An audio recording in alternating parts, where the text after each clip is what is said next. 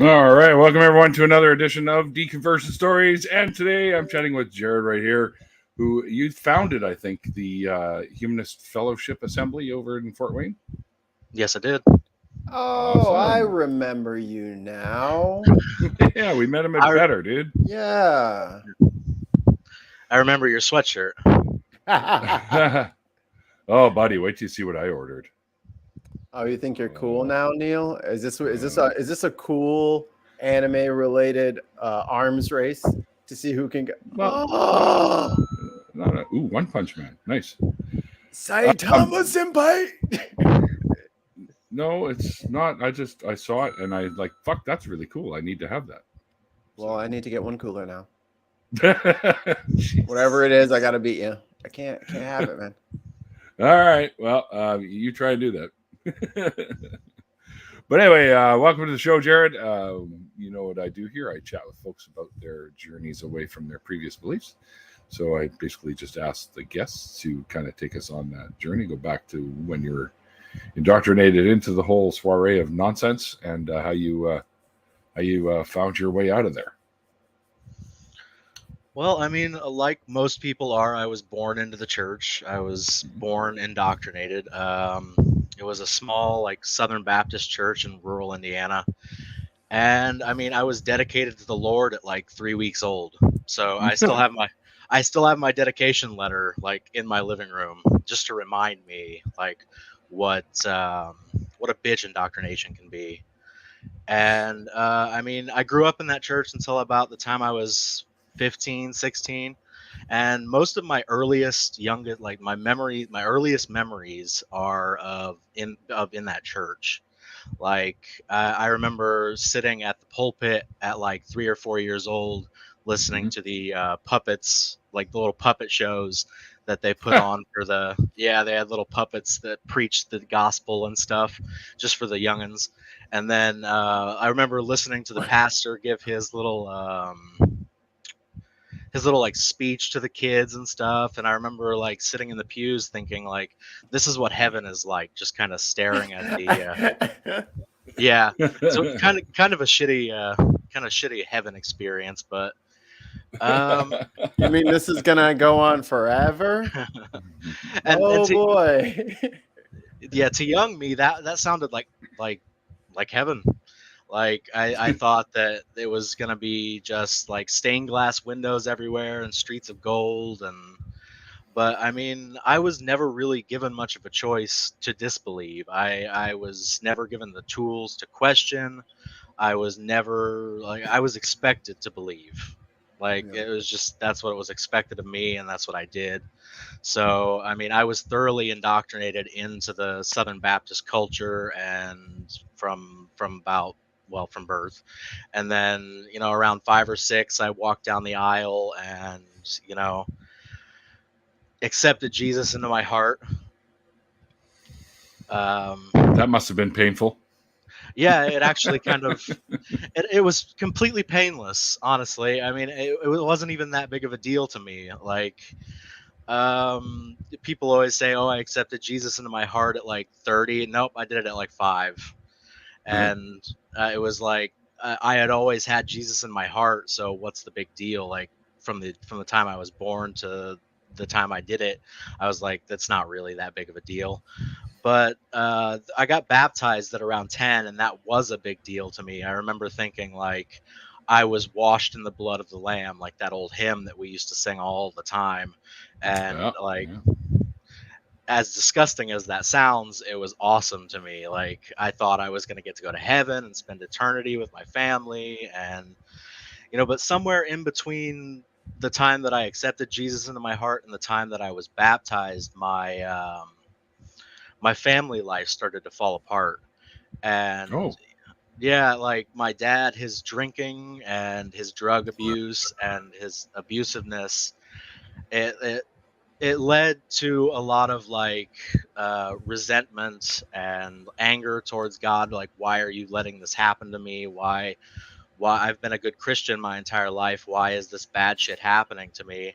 Right. And valid question too, by the way. Yeah. Also, don't listen to puppets. They lie.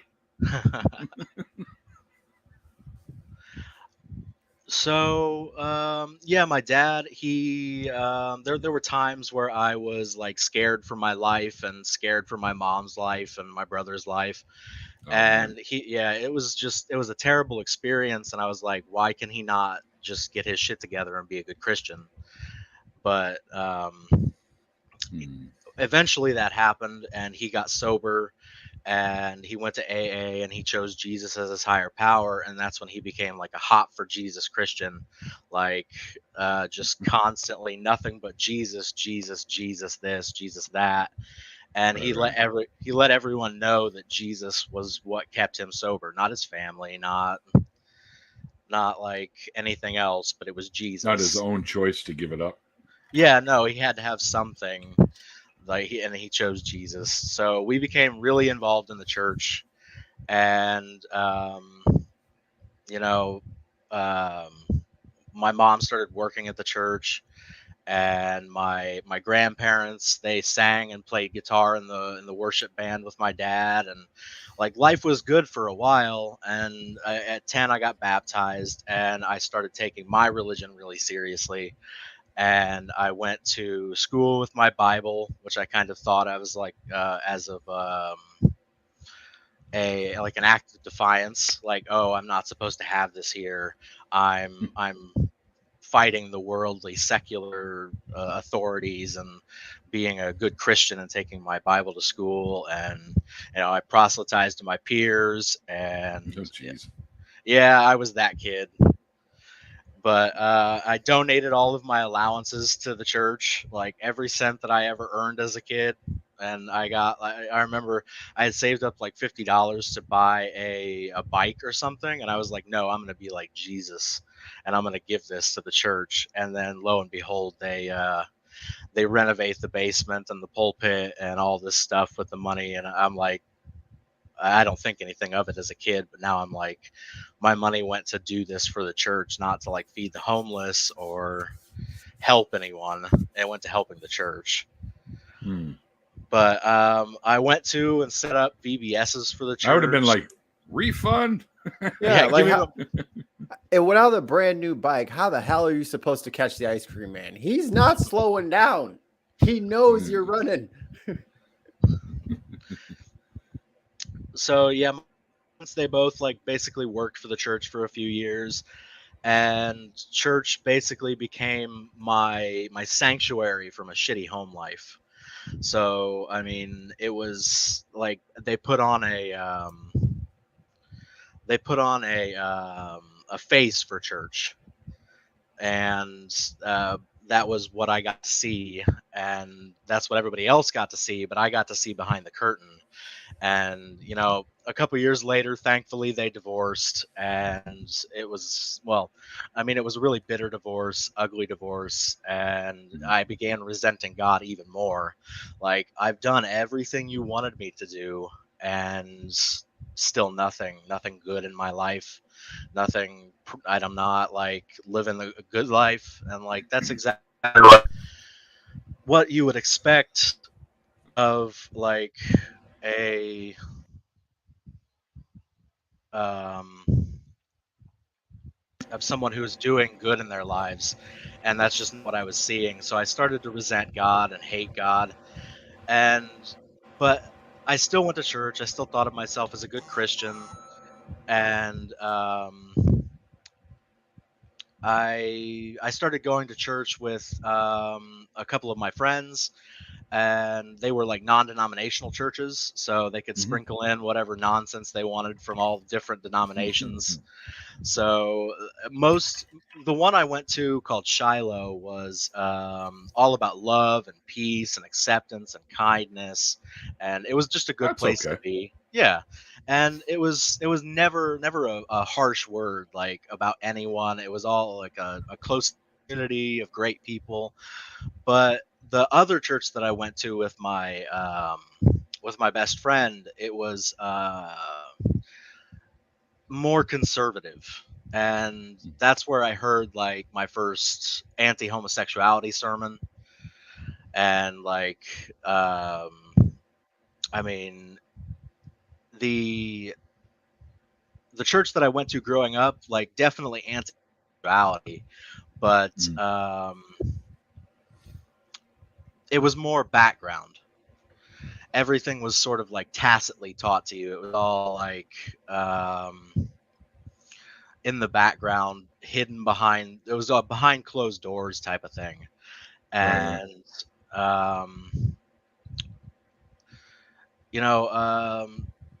a couple years later, around the time I turned 13, I discovered something about myself that like it was hard to discover, but like, I mean, you can't not discover your sexuality.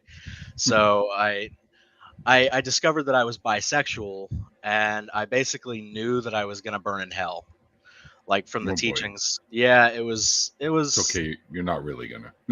Yeah, no, I know that now, but back then when I was like 13, it was just constant inner turmoil, like self-hatred, self-loathing, like Shit. and I tried to this shit. It's what it does to people, man. It really does. And I tried praying the gay away, and that obviously didn't work.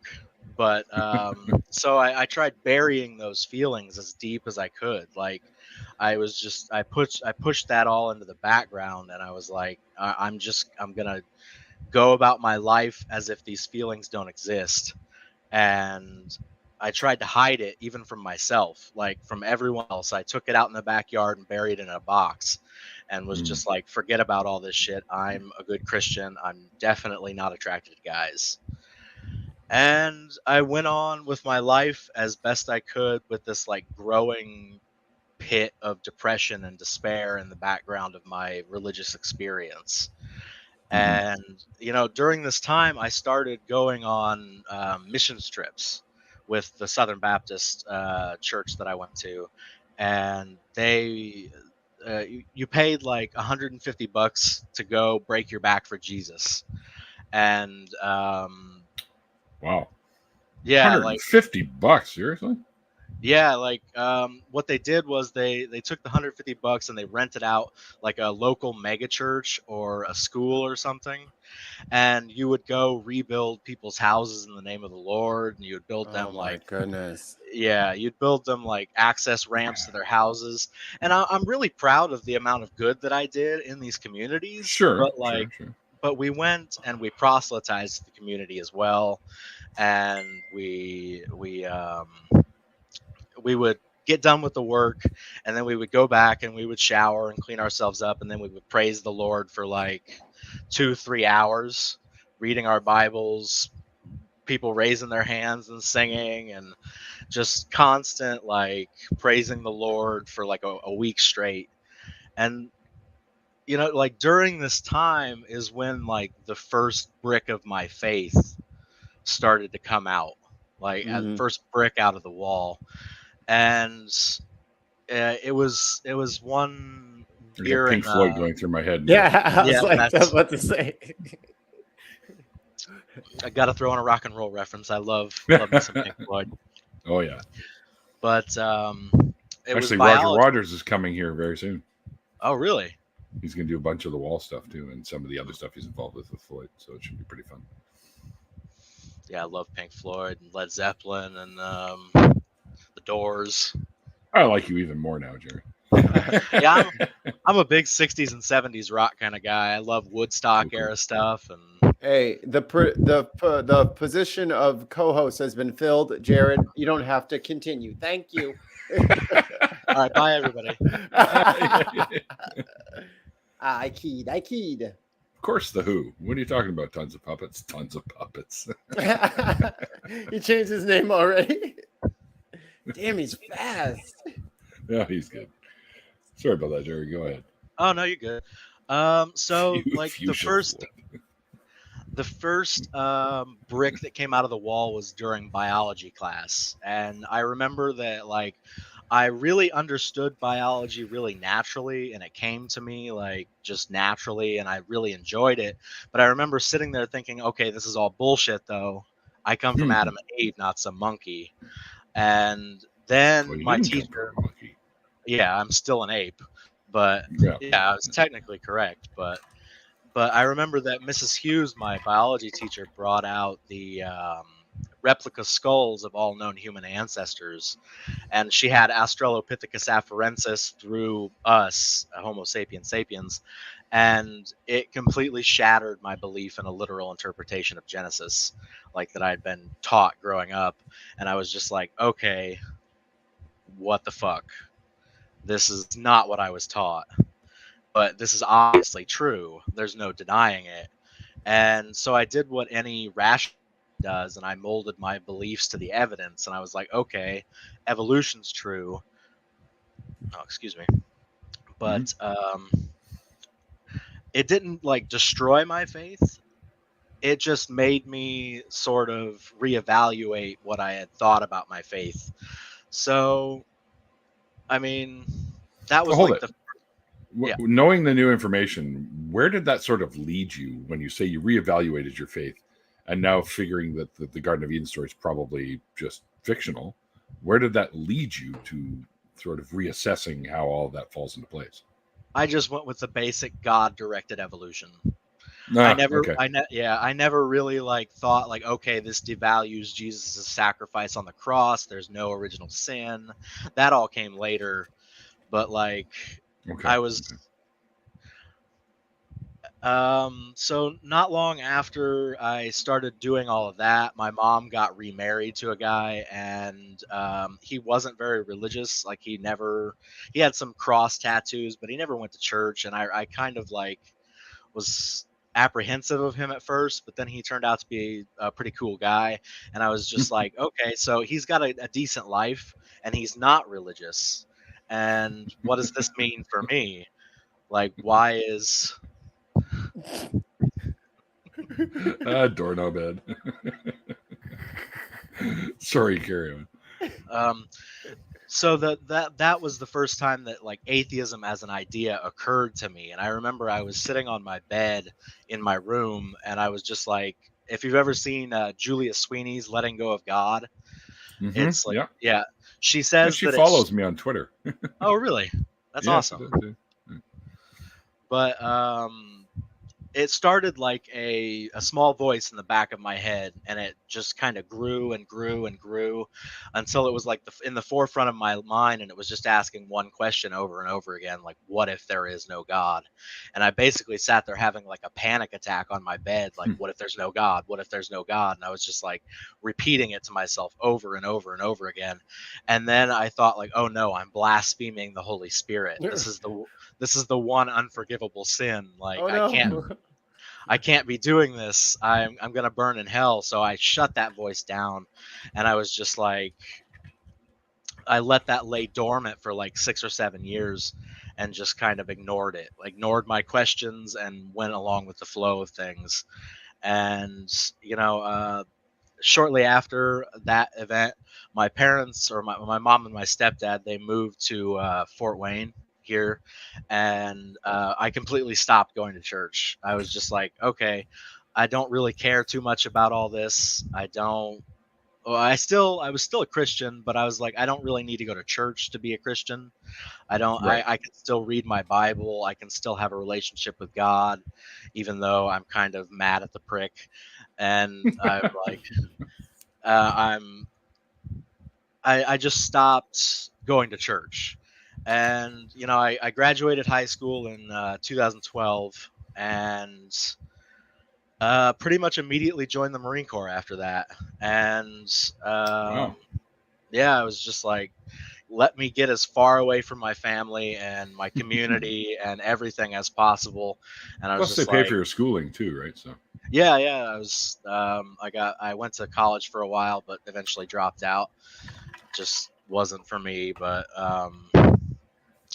I wanted to get away from my family, so I joined the Marine Corps, and I went to boot camp on the West Coast, which is MCRD San Diego, and I had sort of like a reawakening, and I started reading my Bible a lot because that's the only thing they give you to read, and that's the only thing you're allowed to read, and I was a big reader, so like I was just constantly reading the Bible, and I read most of the New Testament during boot camp, and I started going to church again. Yeah, I mean, it's the same thing every time you read it, but like, I thought I was getting something different out of it because of the context of my situations, and Right. but I started going to boot camp church, which I mean is the only reprieve you get from your drill instructors. So I was like, yeah, I'll go to church. I'll get away from my drill instructors for a couple hours. And with that came back the the the unclean thoughts, the gay thoughts. And I was like, because I was completely surrounded by men all the time, and there's this saying called nut to butt, where you're literally in the showers nut to butt naked. And I mean, that's kind of hard not to get too graphic, but I must say, I see what you did there. Standing at attention in the shower. Oh, wait a minute. At ease, cadet. Jesus Christ. He really likes showering. Get out of the mud. No, you don't. Stop spread. Don't you spread that mud on everybody else. Damn it. Yeah, but after the unclean thoughts came back, I had had enough of church again, and I was just like, okay, I'm done with all this again. I don't want these thoughts. I don't want this. I don't want that. And you know, I used to lay up in my rack at boot camp at night and just like wrestle with my thoughts until like midnight. And you're supposed to be in bed at like 8 o'clock. So I would sit there and just like think and think and think. And eventually, like, I realized that I was replacing one indoctrination with another. Because like in the drill instructor creed, like they say, I will produce a thoroughly indoctrinated Marine.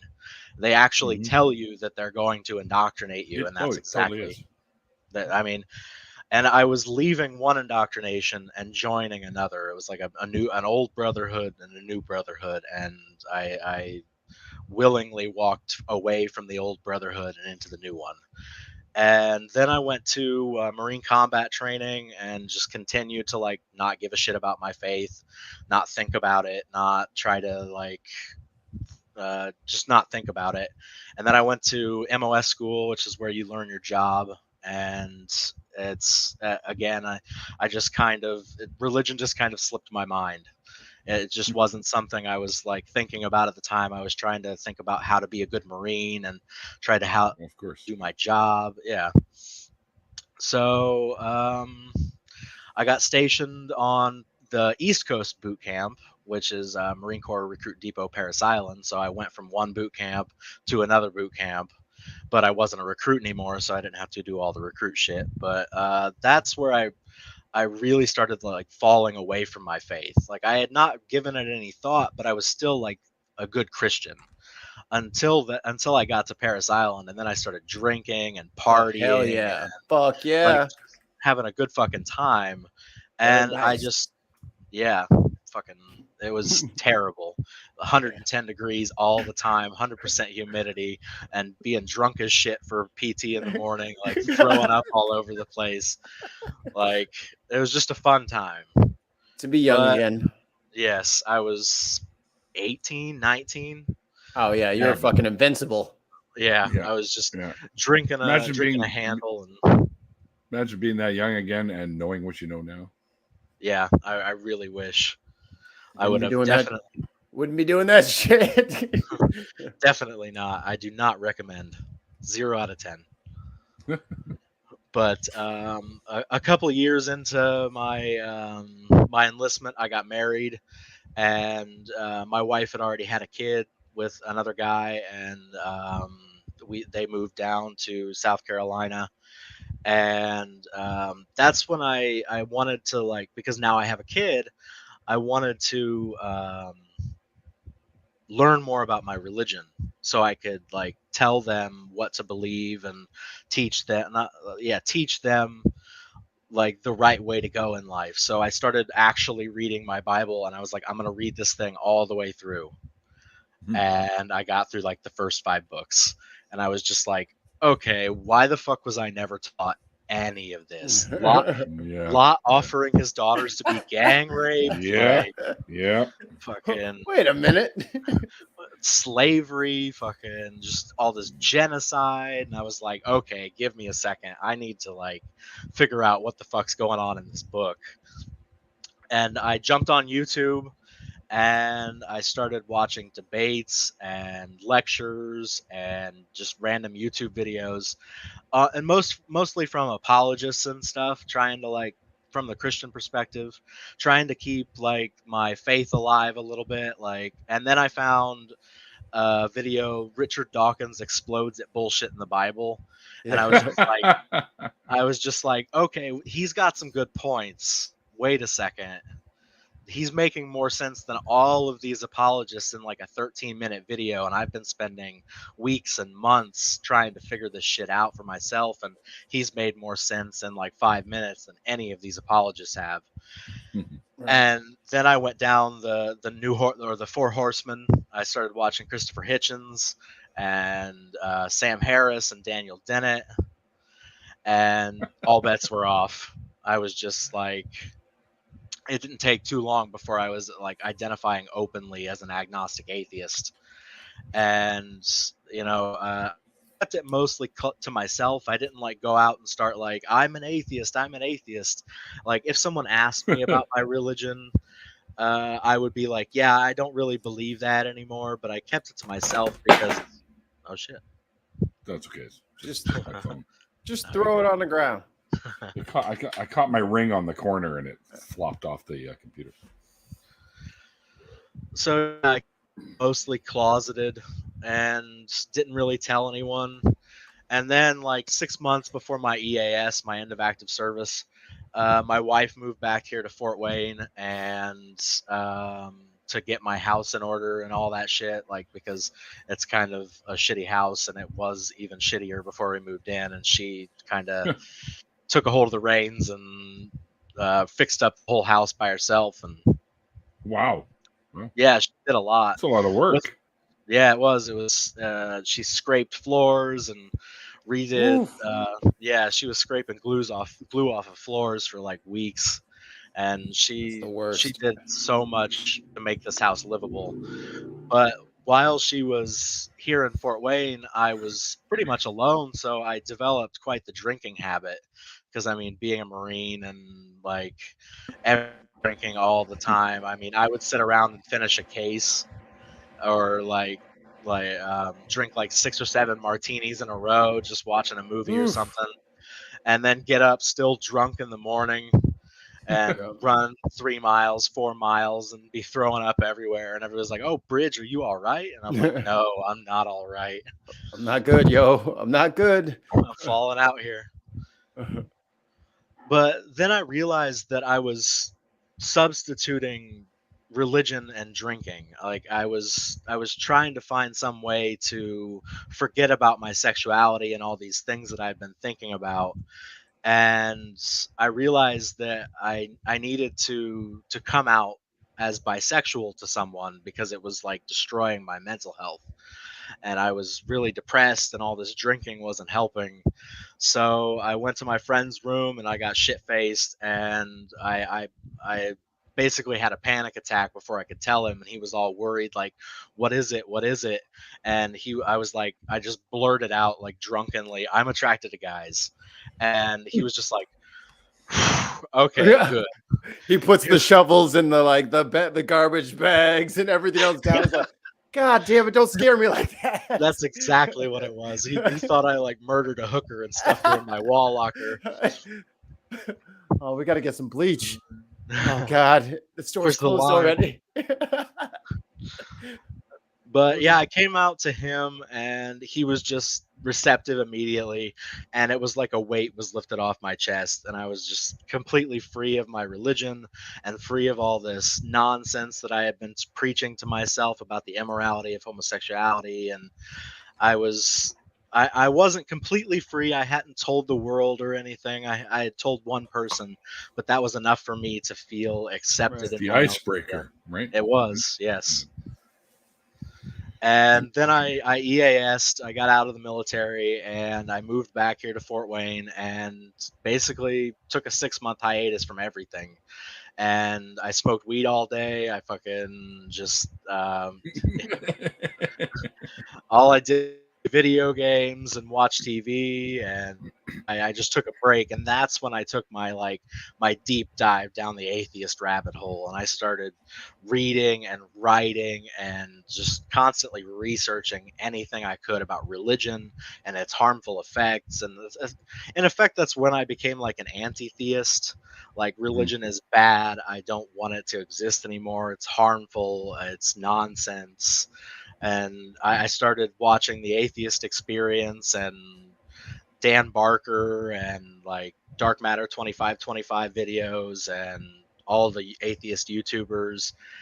And I mean, I won't sugarcoat it. I became like really depressed.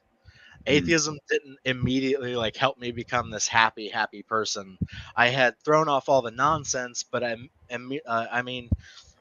sort of became nihilistic about everything. And Oh boy.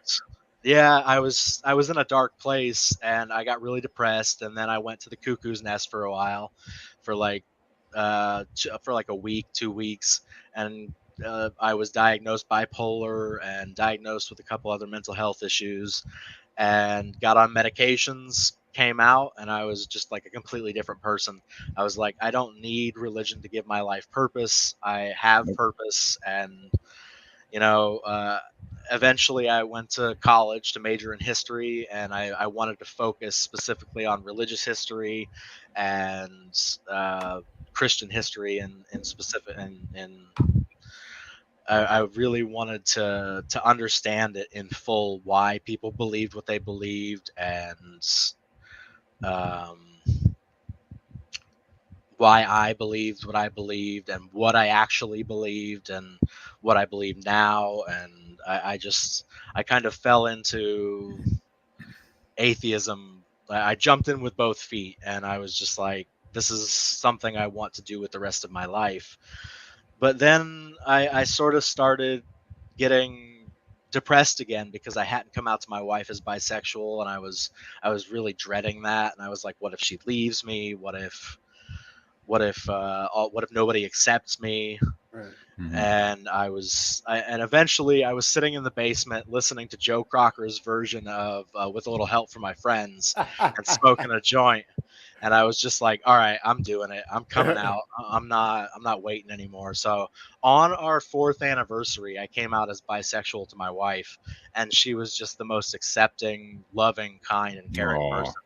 She was just immediately like, I said the exact same thing I said to my friend, is like, I blurted out, I'm attracted to guys. And she was like, okay, wait a second. Are you attracted to women as well? And I was like, oh yeah. And I like them all. She was like, she just slowly turns, looks at you. What would you do if I said? And then you guys embrace, and then the camera zooms in. It's a great scene. Perfect ending. Just goes, cut to black. Yeah, fade to black. And then I was completely free, and I posted it on Facebook that I was an atheist and that I was bisexual, and I got a lot more hate for being an atheist than I did for being bisexual. Like, my whole family was like, "Oh, you're a disappointment. This is disgusting." Like, not for being bisexual, for being an atheist. Like, gross. Yeah, and I was just like, fine, whatever. I don't care what you think anymore. But eventually I dropped out of college, because it's not that I couldn't hack it. I was getting like all A's. That's just, I couldn't figure out what I wanted to do with a history degree, and I had already finished like 2 or 3 years of it, and I was just like, I'm just gonna go get a job. So I got a job at an insurance company like last year, and then I realized like I didn't have any friends here in Fort Wayne. And I was like, how can I make some friends? So money. Yes. Just kidding. Piles of cash laid on the floor in strategic positions, and I talk to the people when they're there. Come on, come in the box. Come on. Handing out bills. Ooh, piece of candy. Candy. Yeah. You just drive around with a white van. No, don't do that. People. I've got kittens. The friendship. The kittens. Someone's gonna help me pet all these kittens in this panel van. With no windows. 98 degrees outside. Yeah, but so I went to the Fort Wayne subreddit and I just posted on there like, hey, secular humanist atheist looking for some like-minded friends, and it got like 90 upvotes, which is a lot for the Fort Wayne subreddit. And I was like, what the fuck? There's an actual like demographic here in Fort Wayne of atheists, and there are actual people here who don't believe in the city of churches. And I was like, well, shit, maybe I should start like a humanist group. Maybe I should try and get some of these people together and go out and do good things in the community. Each group does, just like without all the bullshit. And that's awesome. I posted that on the Fort Wayne subreddit and I got like 30-40 replies, and I was just like, holy shit, I could make this happen. And I posted like, hey, we're meeting downtown at a park, and if anybody wants to show up, we'll just have a friendly chat, and that's about it. And like 10-15 people showed up, and I was just over the moon. Like we just sat around for like an hour and a half, 2 hours, just talking about our experiences and what got us to where we're at today. And it was very therapeutic, like to hear these stories from other people, like I don't believe anymore, or I never believed and I've gotten so much shit for it, and like, so yeah, I started this group in October of last year, and we've been meeting for about a year now, and we've done a decent amount of good in the community. I would love to do more, but we've painted an elderly lady's house for her. It was like falling apart, and we went out and donated our time to that. And we went and weeded an old lady's yard, and she when she welcomed us in, she was like, welcome to the jungle, and she wasn't fucking wrong. Like, it was a jungle, and we spent like 5 or 6 hours out there just weeding, and I got covered in poison ivy, and everyone out there got poison ivy, but I'm like deadly allergic to it, so I got it the worst. Like, it was all up my arms and all over my face. And did you have a what do you call it, the EpiPen or something? I'm not like allergic, like I'll have an allergic reaction, but like when you break out, you break out. When I break out, I break out really fucking bad. And that's exactly what happened. But I was still glad to donate my time to this lady, and we didn't like proselytize to her. We didn't say, hey, come join our atheist group or anything. We just said, your yard is clean. Have a nice day, ma'am. And that was it. That'll be $500. Could use it. Cash only. Lady. But the we did do a food drive, and we raised like 600-700 plates worth of food for the local community harvest food bank here at Fort Wayne. And we've been tossing up ideas for other stuff, and we're trying to incorporate as a nonprofit, and we're trying to do all kinds of things with this group. And I'd really love to see it like get money. These guys are just going nuts in the comments. Thank you. Knew somebody had my back.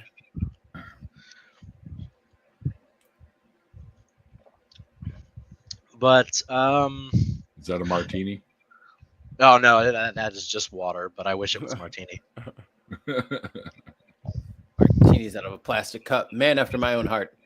Yeah. That's the only way I used to drink them. I would just mix my drinks in a giant cup and fucking throw in some olives and olive juice and chug them down. Yeah. Nice.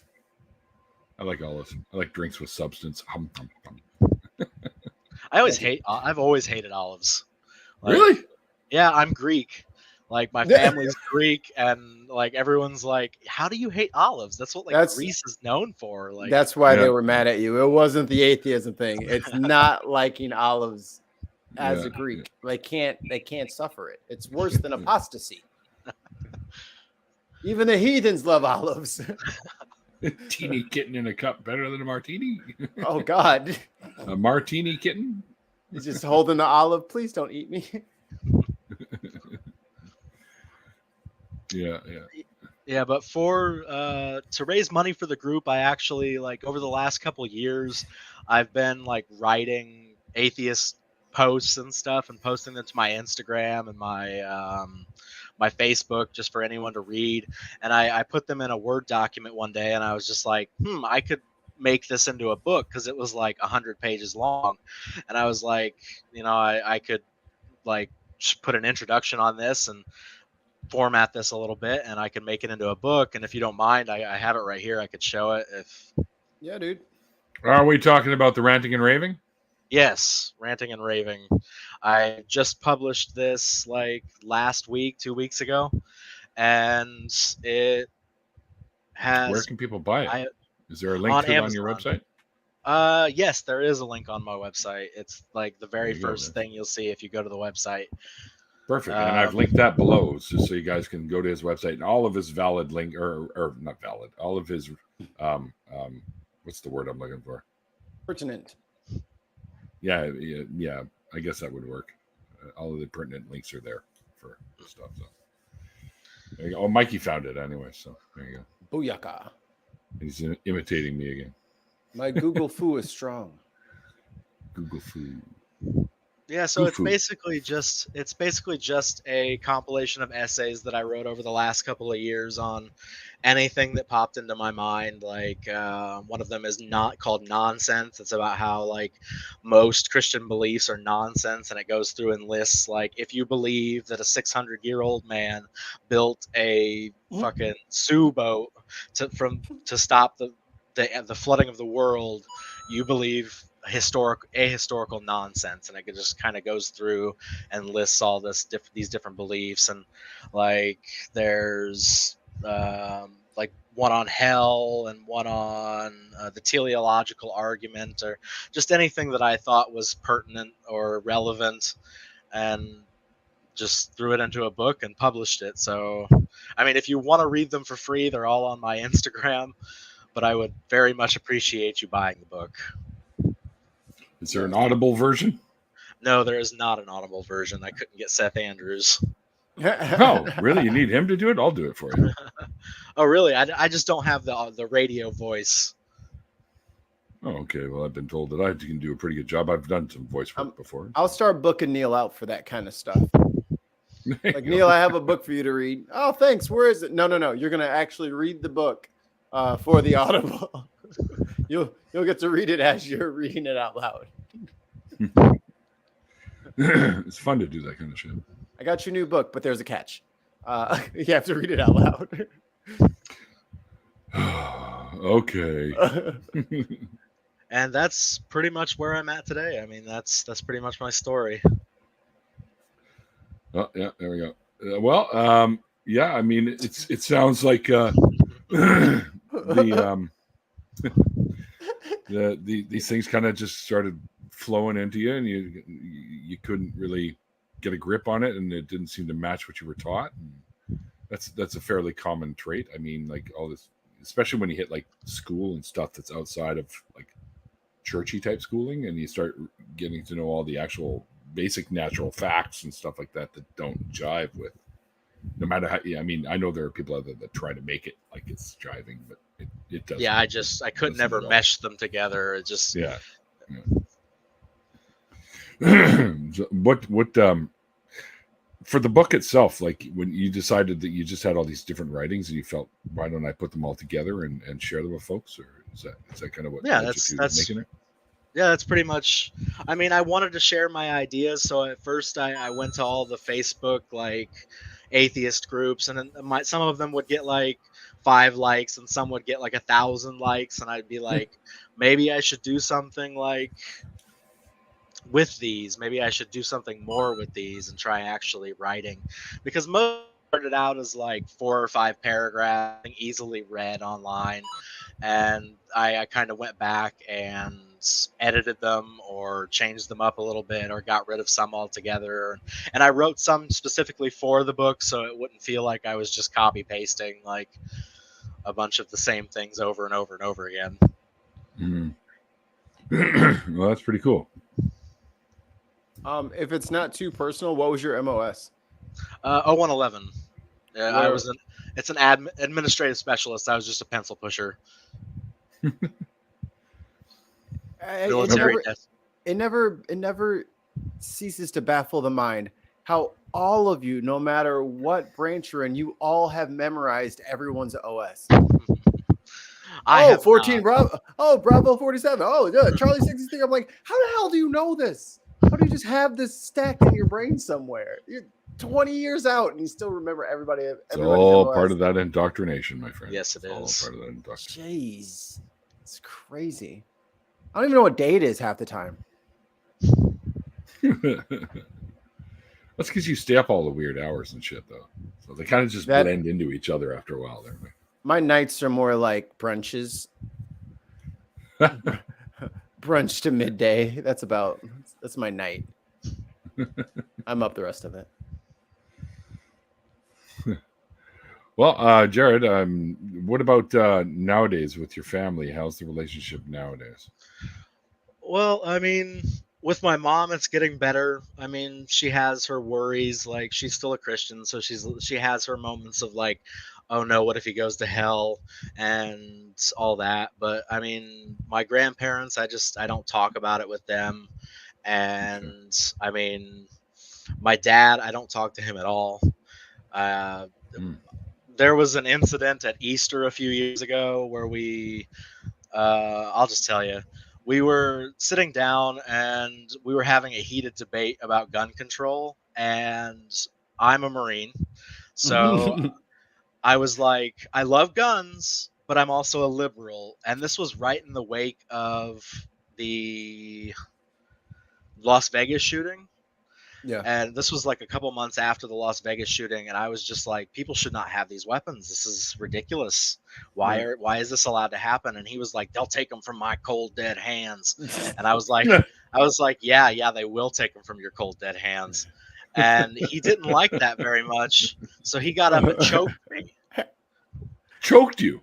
I was about to say, I bet some furniture got moving. Oh, yeah. So he prefers the guns over his own son. Is that what you're saying? Yes, very much so. And I will kill my son to protect my right to have guns. It's like, geez, dude. That's him in a nutshell. But yeah, he's kind of an asshole. So I just don't talk to him anymore. Kind of? So yeah, he's an asshole. We completely wrecked my grandparents' living room in front of my 5-year-old and my newborn. Oh yeah. No. Yeah, it was not a fun time for anyone involved. But I was just sitting there. We were having a heated discussion, and he gets up and puts his hands on me, and I was like, I'm not 5 years old anymore. I'm a Marine. You better take your fucking hands off me. And he didn't. So I got up and we slugged it out. And there were a lot of choice words said after that, and I really haven't talked to him since. So I don't really know his opinion of me anymore. Not that it fucking matters at this point. Yeah, no, I could care less. You can keep that kind of fucking behavior and attitude away from your family. That would be a very, very beneficial thing. Yeah, and especially in front of my kids. Like, you're really going to act like this in front of my kids? Who does that? Yeah. He could have stood up and said, I think you and I should talk about this outside, away from everyone. And then at least that would have been a step up. Yeah, but then we would have kind of performance on. Then we would have been fighting in the front yard for everyone to see, and the cops would have been called. I'm just saying he don't want that rematch. He's not ready for that rematch. He hasn't been training in the off season. He ain't ready for that. You don't want no smoke from Jared. I'm telling you right now. 2 hits. Me hitting you hitting the floor. Yeah. Jared, let him live on the first one. You better leave my man's alone. He's not playing with you no more. Good for you. I'm not saying everybody should do that at family gatherings, but it is always nice to hear that bad thoughts inappropriate bad thoughts at family events. It needs to be denormalized. Like, don't just come in here thinking, oh, it's Easter, I can just spout off whatever bullshit I feel like it. No, keep your wits about Kendra. you. Been a while. Still being a person while you're at the family gathering. Don't just like let your monster out. So all of us have to deal with it. Yeah, my dad's always had that problem of letting his monster out and in the worst ways at the worst possible times. Like, That's crazy. Yeah, apparently, I should give you some eye popping tips. I guess Neil puts out eyes. it's not that hard. It's not really that hard. If you know what to do, it's not that hard. Without seriously damaging the person. Well, you could still seriously damage them, but it's easy enough to do. But yeah, I've been practicing. Have you? On myself. Man. Okay. Tell me how to spend my days off. Just stop.